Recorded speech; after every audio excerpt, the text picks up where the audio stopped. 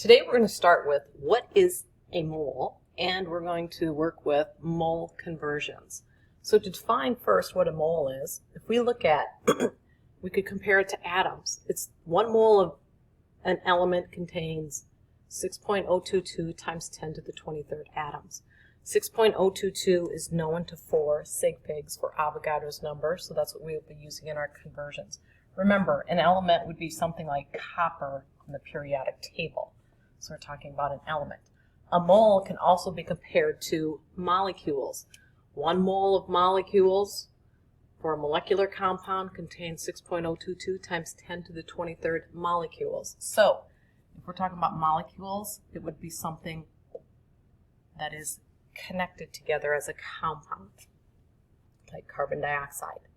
Now, this is where the mole was actually determined, was using gases. So at STP conditions, 22.4 liters of any gas, doesn't make a difference which gas it is, contains 1 mole of particles. So that's 6.022 times 10 to the 23rd. So this is where the mole standard was developed. So to abbreviate Na, this means Avogadro's number.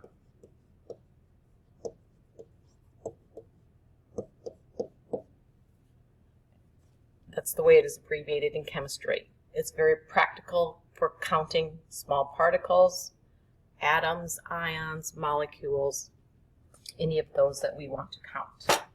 So some example problems for this would be like, how many molecules are in 1 mole of sugar?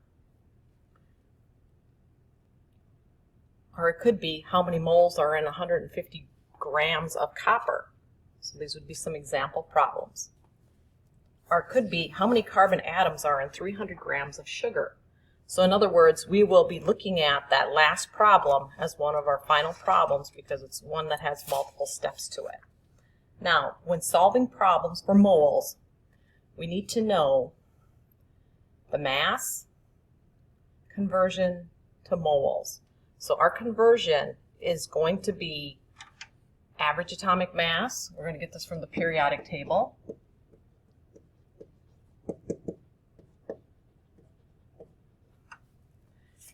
And if we're talking about a compound, we're going to sum the average atomic masses off the table times how many there are of each particle. So we need to make sure that when we're doing our conversions for an element, we just look at the periodic table. When we do it for a compound, we're going to have to sum up those from the periodic table times how many particles there are of that specific element. So we're going to use mole conversions using dimensional analysis. So in other words, we're going to look at what are the units that we have and what are the units that we want to convert to. So in our conversions, we're looking at mass and moles. So we're going to use the molar mass of the substance, so we know how to do that. And then we know 1 mole equals the number of grams of that substance. So if you do the molar mass from the periodic table, if you sum those up, 1 mole of that substance is equal to the molar mass. So we have 2 conversion factors. We could either write 1 mole over the number of grams, or we could do the reverse. We could go the number of grams over 1 mole. We just need to look at which units do we need to cancel out. Do we want grams to cancel? If we wanted grams to cancel, it would be this one. If we wanted moles to cancel, it would be this unit. So we need to analyze the units and see what units we need to be in for the problem. So I'm starting with a simple problem here. How many moles are in 75 grams of iron? Notice iron is an element. So in other words, we're just going to need to go to the periodic table and look at what is the average atomic mass for iron. So I'm putting down what is given in the problem, and then I need to get a conversion factor.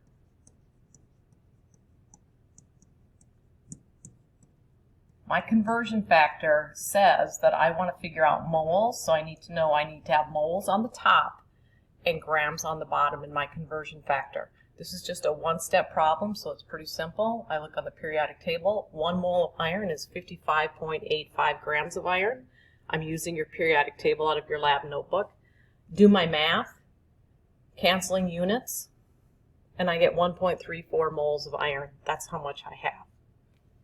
So so this one was asking us to solve moles. I could do one with how many grams, if I was asking for grams, and this is what was given to me. So here's my given again.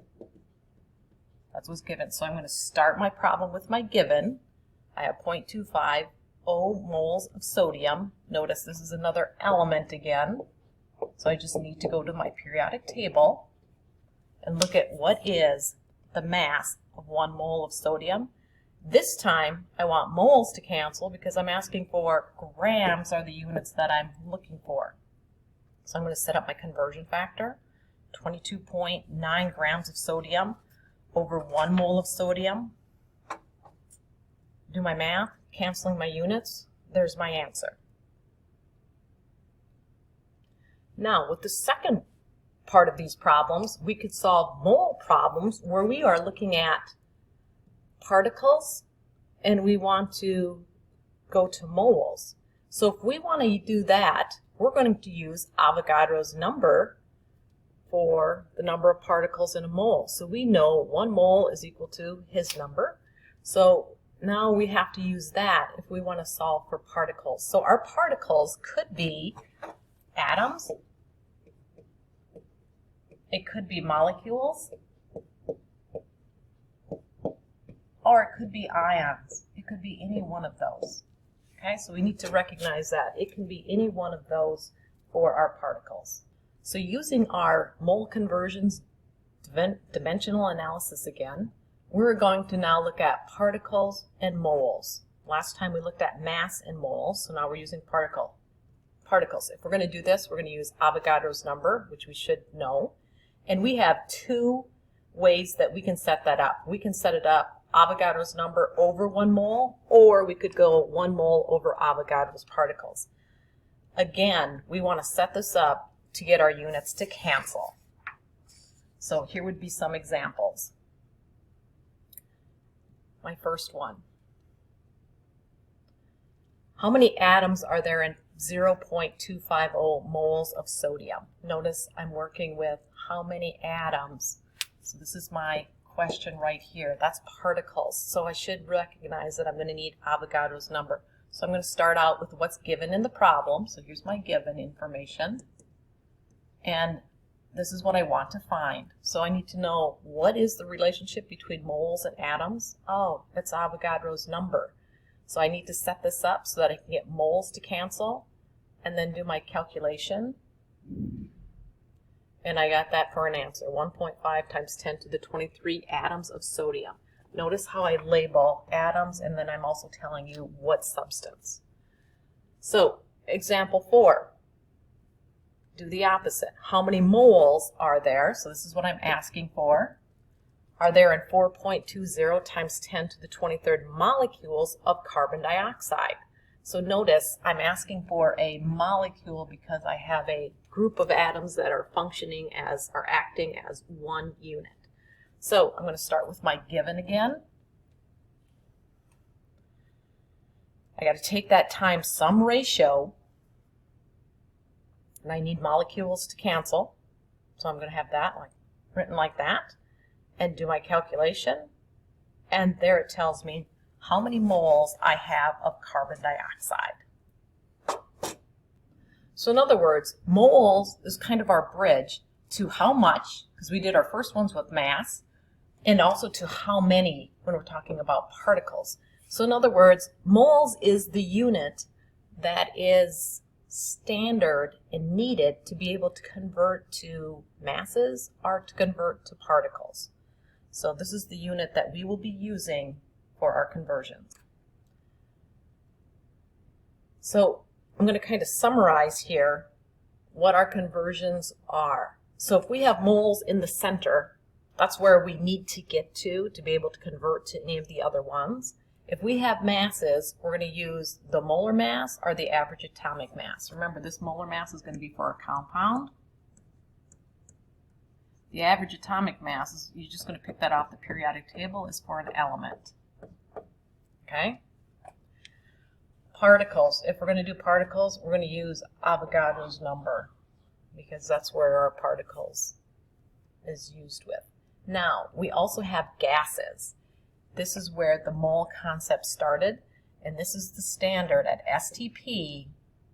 22.4 liters contain 1 mole of particles for that gas, no matter what it is. So those are our conversion factors that we can use to get from one step to another. So I want to work 2 more problems because the problems that we've done previously in examples 1 through 4 have only been 1-step conversions. We can get multiple steps, so we're going to start with one here. So if I have 300 atoms, I want to know how many carbon atoms are there in 300 grams of sucrose. So here's the here's the formula. It's table sugar. So I'm going to start with what's given. I have 300 grams in table sugar. And I'm going to label everything so that I can keep track of what I'm getting to cancel out. Now, the thing that I need to do is, this is a mass. And if you kind of look at our chart on the previous slide, we had moles in the center. We have to convert to moles before I can go to atoms of carbon. So I need to convert to moles, so I'm going to have to get grams, and I'm going to have 1 mole of sucrose. Okay, now, sucrose is a compound, so I need to figure out the molar mass. So to do the molar mass, I have 3 different elements in that. There's carbon. I have 12 of each of them, and they each have a mass of 1.01. I'm going to take your masses off the periodic table. I have hydrogen, and there are 22 of them, and that's 12.01. Hydrogen, it's 1.01. And then I have oxygen. There are 11 of those, and their mass is 16.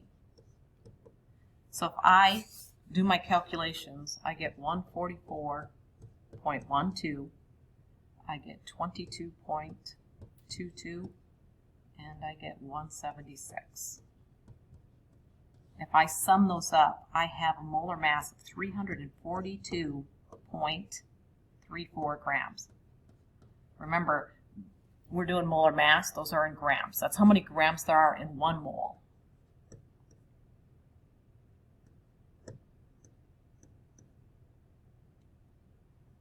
Times.